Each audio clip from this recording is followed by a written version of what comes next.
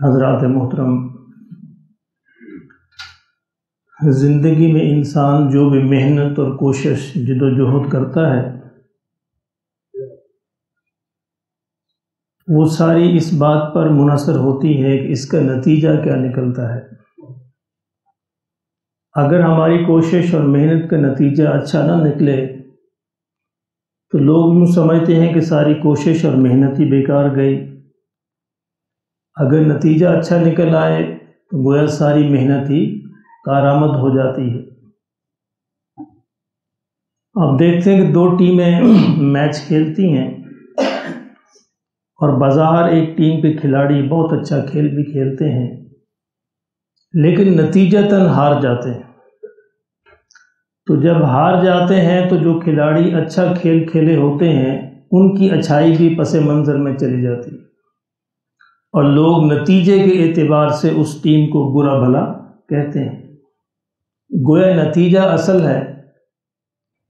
ایک طالب علم ساری سال محنت کرے، کوشش کرے، لیکن امتحان میں کچھ ایسی غلطیاں کر جائے کہ فیل ہو جائے تو اس کی پوری سال بھر کی محنت جو ہے عکارت چلی جائے گی کیونکہ نتیجہ غلط آیا ہے۔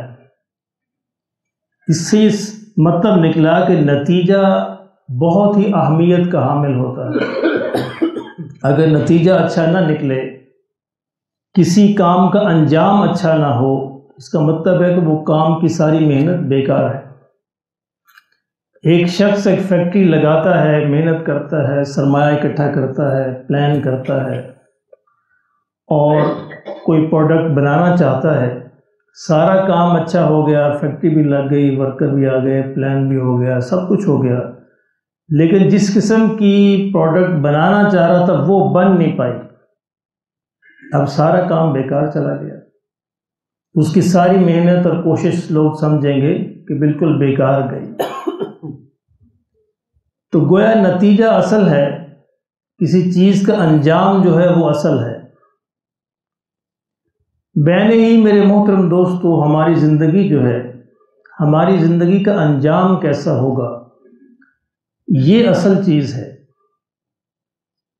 یہ آیت مبارکہ جو میں نے آپ کے سامنے تلاوت کی ہے، اللہ رب العزت نے اس میں ارشاد فرمایا کہ وَلَا تَمُوتُنَّ إِلَّا وَأَنْتُمْ مُسْلِمُونَ، کہ لوگو تم نہ مرنا مگر تم مسلمان ہو۔ یعنی مرنا انسان کی زندگی کا انجام ہے نا، آخری وقت ہے، نتیجہ ہے، یعنی نتیجہ تمہارا اچھا نکلنا چاہیے، انجام تمہارا اچھا ہونا چاہیے۔ اسلام کی حالت میں تمہیں موت آنی چاہیے۔ حضور کی دعا ہے نا وہ اللہم من احییتہ منا فاحیہ علی الاسلام ومن توفیتہ منا فتوفہ علی الایمان، کہ یا اللہ اگر تو ہمیں زندہ رکھ تو اسلام پہ زندہ رکھ اور موت آئے تو ایمان پہ موت آئے۔ یہ بڑی اہم بات ہے، ہماری پوری زندگی کا خلاصہ ہے، نچوڑ ہے۔ اگر زندگی ساری ہماری کسی ایک کوشش میں گزر گئی لیکن ہمارا جو انجام ہے، آخری وقت ہے، وہ کلمے پہ نہ ہوا تو پوری زندگی بیکار چلی۔ اللہ اکبر۔ حضرت آقا دو عالم صلی اللہ علیہ وسلم کے پاس ایک یہودی لڑکا آیا کرتا تھا، 14-15 سال کی عمر ہوگی۔ اس کو محبت تھی حضور سے، اکثر آپ کے پاس آ کے بیٹھتا، آپ کی باتیں سنتا۔ ایمان نہیں لایا تھا، خاندانی طور پر یہودی تھا۔ 2-4 روز محفل میں حاضر نہ ہوا تو حضور صلی اللہ علیہ وسلم نے پوچھا بھی وہ لڑکا نظر نہیں آ رہا، کدھر گیا؟ لوگوں نے کہا کہ یا رسول اللہ صلی اللہ علیہ وسلم وہ تو بیمار ہے بہت اور لگتا ہے کہ اس کا آخری وقت ہے، بہت شدید میرا ہے۔ تو حضور صلی اللہ علیہ وسلم خود تشریف لے گئے ان کے گھر اس کو دیکھنے کے لیے۔ کیا نصیب تھے! جب حضور صلی اللہ علیہ وسلم تشریف لے گئے تو آپ نے دیکھا کہ اس کا آخری وقت ہے، وقت نزا ہے، آخری وقت ہے۔ اللہ اکبر۔ نتیجہ اب کیسا نکلنا چاہیے، اس سے اندازہ لگائیے۔ ساری زندگی یہودیت پہ گزری ہے، یہودی رہا ہے، ایمان قبول نہیں کیا، آخری لمحات ہیں۔ آقا دو عالم صلی اللہ علیہ وسلم نے ارشاد فرمایا کہ بیٹا کلمہ پڑھ لو، کہہ دو لا الہ الا اللہ محمد الرسول اللہ۔ اب وہ بچہ تذبذب میں ہے، کشمکش میں ہے، کہ بات مانوں کہ نہ مانوں. باپ بھی سامنے بیٹھا ہے اور حضور بھی تشریف فرما ہے. باپ کی طرف دیکھتا ہے, کبھی نبی صلی اللہ علیہ وسلم کے چہرے کی طرف دیکھتا ہے. اب باپ نے سمجھ لیا کہ یہ بیٹا کچھ کہنا چاہتا ہے, تو باپ نے کہا کہ بیٹے ان کی بات کو مان لو. اللہ اکبر, ان کی بات کو مان لو. اطیع ابو القاسم کی بات کو مان لو. تو بیٹے نے کہا لا الہ الا اللہ محمد رسول اللہ, اشہد اللہ الہ الا اللہ و اشہد ان محمد عبدہ و رسول. اتنا کہنا تھا کہ جان نکل گئی. اللہ اکبر, اتنا کہنا تھا کہ جان نکل گئی. حدیث میں آتا ہے کہ آقا دو عالم صلی اللہ علیہ وسلم تشریف لائے تو آپ کا چہرہ کھل رہا تھا, خوشی کے ساتھ آپ جو ہے روشن تھے, اور آپ یہ فرما رہے تھے یا اللہ تیرا شکر ہے کہ تو نے ایک بندے کو میرے ذریعے جہنم سے بچا دیا. اب نتیجہ نکلا ہے, یعنی آخری وقت ہے, نتیجہ نکلا ہے. اور آپ ساری عمر یہودیت پہ گزری, عین آخری لمحات میں کہا ہے اشہد اللہ الہ الا اللہ و اشہد ان محمد عبدہ و رسول. تو اس لیے نتیجے کو معمولی نہیں سمجھنا چاہیے. ساری زندگی اگر انسان مسلمانوں کا نام لے کر زندہ رہے اور آخری وقت میں کلمہ نصیب نہ ہو تو اس کا فائدہ کوئی نہیں. اور یہ معمولی بات نہیں ہے, بہت بڑی بات ہے. شیخ مولانا عبد القادر رائے پوری رحمۃ اللہ ایک بڑے بزرگ ہمارے ماضی قریب کے اندر گزرے ہیں. یہ بات پہلے بھی میں نے آپ کو بہت دفعہ یہ واقعہ سنایا. وہ لکھتے ہیں کہ ہمارے گاؤں میں جو مسجد تھی, مسجد کے سامنے ایک ہندو کی دکان تھی, کریانے کی جس طرح دکان ہوتی ہے. اور پرانے زمانوں میں یہ رواج تھا کہ مسجدوں میں تیل بڑی پابندی سے بھیجا کرتے تھے, ڈالتے تھے. تو کہتے وہ ہندو بھی ہر جمعرات کو یا جمعے کو مسجد میں تیل ضرور بھیجتے. مسلمان نہیں تھا لیکن پوری زندگی اس کا یہ معمول رہا. اب ساری زندگی ہندو مت پہ گزری, ہندو رہا ساری زندگی. ایک جمعے کو کہتے ہیں وہ مسجد میں آ گیا اور مسجد میں آ کے کہنے لگا کہ مولوی صاحب مجھے کلمہ پڑھائیے. اللہ اکبر. اب یہ آخری وقت نتیجہ ہے. مولوی صاحب نے کہا کیا ہوا, تیری ساری عمر بیت گئی مسجد کے سامنے. اس نے کہا کہ بات یہ ہے, ایک ہفتہ ہو گیا ہے, ایک بزرگ میرے خواب میں آ رہے ہیں اور مجھے کہہ رہے ہیں کہ تیرا آخری وقت ہے, کلمہ پڑھ لے, تیرا وقت قریب ہے, کلمہ پڑھ لے. تو مجھے نہیں سمجھ آ رہی میں کیا کروں. میں نے بار بار اس خواب کو دیکھا تو مجھے کلمہ پڑھائی. اللہ حکم, کلمہ پڑھایا, مسلمان ہو گیا الحمدللہ. اگلے دن اس کی وفات ہو گئی. نتیجہ نکلا جنت میں چلا گیا. جیسے حضور نے فرمایا کہ میرے ذریعے اللہ نے اس بندے کو جہنم سے بچا لیا. تو یہ بڑی ہی خوش نصیبی کی بات ہوتی ہے کسی کو اللہ کلمہ نصیب فرما دے, انجام اس کا اچھا ہو جائے. اس کو کہتے ہیں حسن خاتمہ. ہمارے سارے بزرگ جو ہیں ساری عمر یہ دعا کرتے رہتے تھے کہ یا اللہ خاتمہ ایمان پہ فرما, یا اللہ خاتمہ ایمان پہ فرما. معمولی بات نہیں ہے. عام طور پر ہوتا یہ ہے کہ انسان کی زندگی جس ڈھب پہ گزری ہوتی ہے, جس نہج پہ گزری ہوتی ہے, اسی نہج پہ موت آتی ہے. عام طور پر یہی ہوتا ہے. کہتے ہیں کہ طوطا ہے, اس کو آپ کلمہ سکھائیے, کلمہ پڑھتا رہے گا, سیکھ لیا ہے, لیکن دل کے اندر تو کلمہ نہیں ہے. دل کے اندر تو ٹیں بسی ہوئی ہے. بلی سامنے آئے گی تو ٹیں نکلے گی, کلمہ نہیں نکلے گا. تو بے نہیں یا موت کا وقت ہوتا ہے تو انسان کی زبان سے وہ الفاظ نکلتے ہیں جو اس کے دل کے اندر بسے ہوتے ہیں. اللہ اکبر. ہماری زندگی تو دنیا کو دل میں بسائے گزر جاتی, تو موت کے وقت کلمہ کیسے نکلے گا؟ ساری عمر ہمارے دین جو ہے ہمارے ہاتھ میں ہوتا ہے اور دنیا ہمارے دل میں بسی ہوتی ہے. جہاں دین اور دنیا کا ٹکراؤ ہوتا ہے ہم دین کو پھینک دیتے ہیں, دنیا کو بچا لیتے ہیں. یہی ہوتا ہے. تجربہ کر کے دیکھیے. اس کا مطلب ہے کہ دین جو ہے وہ ہمارے ہاتھوں میں ہے, دنیا ہمارے دل کے اندر. انسان بچاتا اسی کو ہے جو دل کے اندر ہوتا ہے.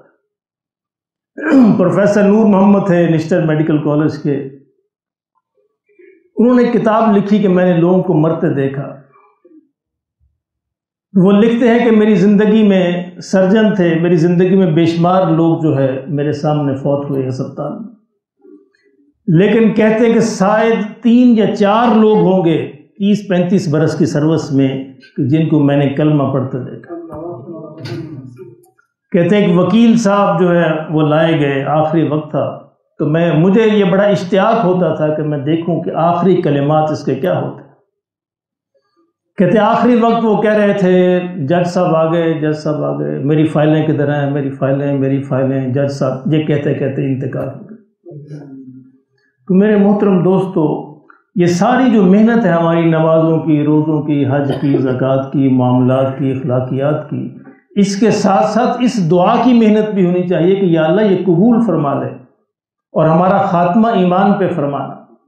حضور صلی اللہ علیہ وسلم تشریف فرما ہیں گھر میں، جبرائیل علیہ السلام جو ہے وہ حاضر ہوئے کہ یا رسول اللہ صلی اللہ علیہ وسلم، آج آپ کے ساتھیوں میں سے ایک ساتھی کی وفات ہوئی ہے، تو آسمان کے دروازے اللہ نے اس کے لیے کھول دیے اور فرشتے جو ہیں اس کو استقبال کے لیے تیار ہیں. آسمانوں پہ کھلبل مچی ہوئی ہے، ہلچل مچی ہوئی ہے آسمانوں پر. حضور صلی اللہ علیہ وسلم فوراً تیار ہو اٹھے، باہر نکلے، پوچھا کس کا انتقال ہوا؟ کہا کہ یا رسول اللہ صلی اللہ علیہ وسلم، سعد بن معاذ جو ہے وہ اس دنیا سے تشریف لے گئے. سعد بن معاذ ایک بڑے صحابی ہیں. جس طرح حضرت ابوبکر صدیق کا مہاجرین کے اندر مقام تھا، اس طرح ان کا انصار کے اندر مقام تھا. جب حضرت مصعب بن عمیر رضی اللہ تعالیٰ عنہ کو حضور نے تبلیغ کے لیے بھیجا مدینہ منورہ، تو ان کی برکت سے اور ان کی محنت سے، کوشش سے بے شمار لوگ مسلمان ہو گئے. حضرت سعد کے قبیلے کے بہت سے لوگ بھی مسلمان ہو گئے.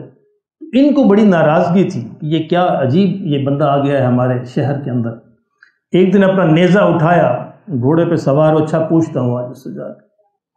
تو حضرت مصعب بن عمیر سے ملے اور اس سے کہا کہ تم کیا کہتے ہو؟ پورے مدینے کے اندر ہلچل مچی ہوئی ہے، لوگ جو ہیں تمہاری بات کو قبول کر رہے ہیں، کیا بات کہتے ہو، بتاؤ مجھے. تو حضرت سعد بن معاذ نے کہا کہ دیکھو آپ آرام سے تشریف رکھیے، میری بات. حضرت مصعب نے کہا آپ آرام سے تشریف رکھیے، میری بات کو سن لیجئے، اگر میری بات اچھی لگے قبول کیجئے، ورنہ جو آپ کی سزا ہوگی وہ میں قبول کروں گا، میں مدینے سے نکل جاؤں گا. تو حضرت سعد کہنے لگے بات تو نے انصاف کی کہی. تو گھوڑے سے اتر آئے، نیزے کو رکھا اور حضرت مصعب بن عمیر نے قرآن پاک کی تلاوت کی. اللہ اکبر. قرآن کا سننا تھا کہ اللہ نے دل کو بدل دیا. کہا کہ اچھا یہ بتاؤ تمہارے دین میں کیسے داخل ہوا جاتا ہے؟ انہوں نے بتایا کہ یہ کلمہ پڑھتے ہیں. تو کلمہ پڑھا اور پورے کے پورے دین میں داخل ہو گئے. اب چونکہ قبیلے کے سردار تھے، واپس گئے، سارے قبیلے والوں کو اکٹھا کیا، کہا کہ دیکھو میں نے محمد صلی اللہ علیہ وسلم کا کلمہ پڑھ لیا ہے، اب جو میرے ساتھ رہنا چاہتا ہے وہ کلمہ پڑھ لے، ورنہ میرا اس سے کوئی تعلق. شام تک پورا قبیلہ مسلمان ہو گیا. الحمدللہ یہ مقام تھا ان کا اپنے قبیلے کے اندر. غزوہ خندق کے اندر ان کو تیر لگا اور وہ تیر سے ایک رگ کٹ گئی. اب اس سے خون جو ہے مسلسل بہتا رہتا تھا. غزوہ جنگ ختم ہو گئی، اپنے اپنے گھروں میں لوگ واپس آ گئے، لیکن یہ شدید زخمی تھے، خون بہہ رہا تھا. اب اس وقت انہوں نے ایک عجیب دعا کی. دعا کیا کرتے ہیں؟ کہتے ساتھ دعا یہ کرتے ہیں کہ یا اللہ اگر یہ جنگ ابھی باقی ہے اور اگر ابھی یہ جنگ باقی ہے تو مجھے اس جنگ کے لیے زندہ رکھنا، اور اگر یہ جنگ ختم ہو گئی ہے تو پھر مجھے تو اپنے پاس بلا لے، اسی زخم سے میرا انتقال ہو جائے، شہادت نصیب ہو جائے، کیونکہ زخم جنگ کے اندر لگا تھا. چنانچہ اسی زخم کے اندر انتقال ہوا، شہید ہوئے. اور نبی صلی اللہ علیہ وسلم کو جب یہ خبر ملی تو آپ نے صحابہ سے کہا کہ جلدی چلو، میں نے جا کر سعد کو غسل دینا ہے. اللہ اکبر. یہ نصیب تھے سعد کے. صحابہ کہتے ہیں کہ حضور صلی اللہ علیہ وسلم اتنی تیزی کے ساتھ چل رہے تھے کہ ہماری چادریں جو ہیں ہمارے کندھوں سے نیچے گر رہی تھیں، ہم آپ کا ساتھ نہیں دے پا رہے تھے. ہم نے کہا کہ یا رسول اللہ صلی اللہ علیہ وسلم اتنی تیز کیوں آپ جا رہے ہیں؟ حضور نے فرمایا میرے صحابہ میں چاہتا ہوں کہ میں غسل دوں، ایسا نہ ہو کہ میرے جانے سے پہلے فرشتے غسل دے دیں. یہ ہے حسن خاتمہ. سب دعا کیا کرو یا اللہ ہمارا خاتمہ ایمان پہ فرما دے، ساری زندگی کارآمد ہو جائے. یہ کہتے ہیں ساری زندگی کارآمد ہو جائے، خاتمہ نہ ہو تو ساری زندگی بیکار چلی جائے. حضور صلی اللہ علیہ وسلم نے جا کر اپنے دست مبارک سے ان کو غسل دیا. اللہ اکبر. اور جنازہ اٹھایا گیا. صحابہ کہتے ہیں کہ یا رسول اللہ صلی اللہ علیہ وسلم بے شمار جنازے اٹھائے ہیں، یہ تو لگتا ہے کچھ ہم نے اٹھایا ہی نہیں ہے. جیسے ہمارے کاندھوں پہ پھول ہیں، حضور مسکرائے، فرمایا کہ میرے صحابہ اللہ نے 70,000 فرشتے نازل کیے ہیں ساتھ کے جنازے میں شرکت کرنے کے. تو یہ مقام ہے، یہ حسن خاتمہ ہے. تو میرے عرض کرنے کا مطلب یہ تھا کہ جب اللہ یہ کہتے ہیں وَلَا تَمُوتُنَّ إِلَّا وَأَنْتُمْ مُسْلِمُونَ، تو ساری عمر اپنے اعمال کے ساتھ ساتھ یہ دعا کرنا ضروری ہے، اس بات کی تمنا کرنا بھی ضروری ہے کہ یا اللہ ہمارا خاتمہ ایمان پہ فرمانا. کڑا وقت ہے، مشکل وقت ہوتا ہے، جان کنی کا وقت کوئی آسان نہیں ہے.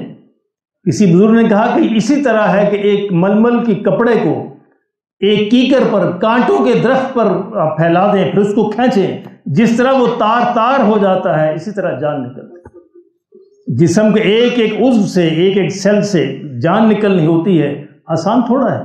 اس لمحے اللہ اپنے بندوں کو ہی بچاتے ہیں، اپنے بندوں کو نصیب فرماتے ہیں. حضرت امام رازی رحمۃ اللہ تفسیر کبیر جن کی بہت بڑی کتاب ہے، اس پائے کے جو بزرگ ہیں ان کو بھی شیطان نہیں چھوڑتا. شیطان آ گیا آخری وقت، بڑا کڑا وقت ہوتا ہے، شیطان آخری وقت آ کر بحث میں پڑ گیا کہ اللہ نہیں ہے، اللہ موجود نہیں ہے. اور یہ دلائل دے رہے ہیں کہ اللہ ہے. بہت بڑے فلسفی تھے، بڑے دانشور تھے. شیطان دلائل دیے جا رہا ہے کہ اللہ ہے، وہ کہتے ہیں اللہ نہیں ہے، اور یہ کہتے ہیں کہ اللہ ہے. دلائل دیے جا رہے ہیں. ہوتے ہوتے ہوتے ہوتے امام رازی کے پاس دلائل ختم ہو گئے. اب پریشان ہو گئے، پریشان، آخری وقت ہے، پریشان ہو گئے، کیا بنے گا. ان کے استاد بھی قریب بیٹھے ہوئے تھے، یہ منظر دیکھ رہے تھے. کہنے لگے راضی یہ کیوں نہیں کہتے کہ میں اللہ کو بغیر دلیل کے مانتا ہوں، جھگڑا ہی ختم ہو جائے گا. کس چکر کے اندر پڑے ہوئے ہیں، اس چکر میں نہ پڑو شیطان کے ساتھ. اس طرح یہ وار ہو، تو مسلسل یہ ایک ایفرٹ ہے، مسلسل ایک جنگ ہے شیطان کے ساتھ بھی اور نفس کے ساتھ. امام احمد بن حنبل رحمۃ اللہ علیہ انتقال کا وقت قریب آیا تو کہہ رہے ہیں ابھی نہیں ابھی نہیں ابھی نہیں. اب بیٹا قریب بیٹھا ہے کہ ابا جی کیا بات ہے، کس کو کہہ رہے ہیں آپ ابھی نہیں؟ کیا موت کو ڈر لگتا ہے؟ فرشتے کو کہہ رہے ہیں. کہا نہیں بیٹا موت سے ڈر نہیں لگتا، وہ تو ساری عمر میری تمنا رہی کہ اللہ جب بھی چاہے تو میں حاضر ہوں. شیطان میرے پاس بیٹھا ہے اور مجھے کہہ رہا ہے احمد تم مجھ سے چھوٹ کے جا رہے ہو. میں کہہ رہا ہوں ابھی نہیں، ابھی تو چند سانس باقی، ابھی نہیں، ابھی یہ جنگ باقی ہے. تو شیطان کے ساتھ اور نفس کے ساتھ یہ جنگ ہمیشہ باقی رہتی ہے. جب آخری سانس نکل جائے گا اور وہ کامیابی پہ نکلے اور محمد کے نام پہ نکلے صلی اللہ علیہ وسلم، تو پھر کامیابی. اور میرے محترم دوستو، اب اس کے لیے 2-4 باتیں اس طرح کہ کیسے یہ کامیابی حاصل ہوگی. یہ لمبی تفصیل ہے، صرف اشارہ کروں گا. دیکھیں سب سے بڑی بے شمار باتیں ہیں، یعنی ہم بھی ہمارا خاتمہ ایمان پہ ہو جائے. اس میں سب سے بڑی جو مؤثر چیز ہے وہ ہے صحبت، نیک لوگوں کی صحبت. اچھا، نیک لوگوں کی صحبت میں اگر آپ یہ درجہ ایک لسٹ بنائیں تو سب سے پہلے ہے آپ صحبت کس کی اختیار کریں؟ اللہ کی، اور اس کے بعد رسول اللہ صلی اللہ علیہ وسلم کی، اور اس کے بعد پھر باقی کا درجہ آتا ہے. اچھا، اب اللہ کی صحبت کیسے اختیار کی جائے؟ اللہ کی صحبت یہ ہے، اللہ قرآن مجید، یہ اللہ کی صحبت ہے، اللہ کی کمپنی اختیار کرنا ہے، اللہ کا ساتھ بیٹھنا ہے. کسی نے کہا کہ قرآن ایسے پڑھا کرو کہ جیسے تم اللہ کو سنا رہے ہو یا اللہ تمہیں سنا رہا ہے. یہ پیغام ہے نا اللہ کا. تو قرآن پڑھتے ہوئے انسان یہ تصور کرے، یہ کوشش نہ کرے کہ میں 2 سپارے پڑھ لوں، 4 پڑھ لوں، 10 پڑھ لوں. یہ کوشش کرے کہ چاہے ایک ہی آیت ہو، مولا میری اس آیت کو قبول فرما لے. سمجھ کے پڑھے، دیکھے میں کیا کہہ رہا ہوں. اور قرآن مجید کے اندر بے شمار باتیں ہیں. قرآن پڑھتے ہوئے سب سے پہلا سوال یہ کرے کہ میرے لیے کیا ہے اس میں. کیونکہ قرآن میں بہت سی باتیں آقا دو عالم صلی اللہ علیہ وسلم کے لیے ہیں. یا ایھا المزمل قم اللیل الا قلیلا نصفہ او انقص منہ قلیلا، یہ حضور کے لیے خاص ہے. یا ایھا المدثر قم فانذر وربک فکبر وثیابک فطہر، حضور کے لیے صلی اللہ علیہ وسلم. اور قرآن میں بعض باتیں حضور کی بیویوں کے لیے ہیں. یا نساء النبی لستن کاحد من النساء، حضور کی بیویوں کے لیے خاص ہے. قرآن کے لیے بعض چیزیں صحابہ کے لیے خاص ہیں. قرآن کے لیے بعض چیزیں پوری انسانیت کے لیے ہیں، اور بعض چیزیں میرے اور آپ کے لیے، مسلمانوں کے لیے. تو قرآن پڑھتے ہوئے سوال اپنے آپ سے پوچھا کریں، قرآن سے پوچھا کریں، اللہ سے پوچھا کریں کہ یا اللہ میرے لیے اس میں کیا ہے، میں نے اس میں کیا کرنا ہے، مجھے اس میں کیا سمجھنا. تو پھر انشاءاللہ اللہ کی صحبت نصیب ہوگی، اور جس کو اللہ کا ساتھ مل جائے، اللہ کی معیت مل جائے، وہ پھر اس کا خاتمہ ایمان پہ کیوں نہیں ہوگا؟ اور اللہ کے بعد اس کائنات میں دوسری سب سے بڑی ہستی بعد خدا بزرگ تو ہی قصہ مختصر وہ ہے محمد الرسول اللہ صلی اللہ علیہ وسلم۔ محمد صلی اللہ علیہ وسلم کی صحبت حضور کی سیرت کا پڑھنا ہے، اور جو لوگ حضور کی سیرت کے رنگ میں رنگے ہوئے ہیں ان کے پاس بیٹھنا ہے۔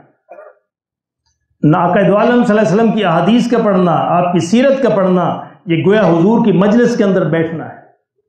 اور جو لوگ جو ہے اس مجلس کی طرف رہنمائی کرتے ہیں، اس کا بتاتے ہیں، ان کے پاس بیٹھنا، انشاءاللہ یہ پہلا کلیہ جو ہے صحبت اختیار کرنا۔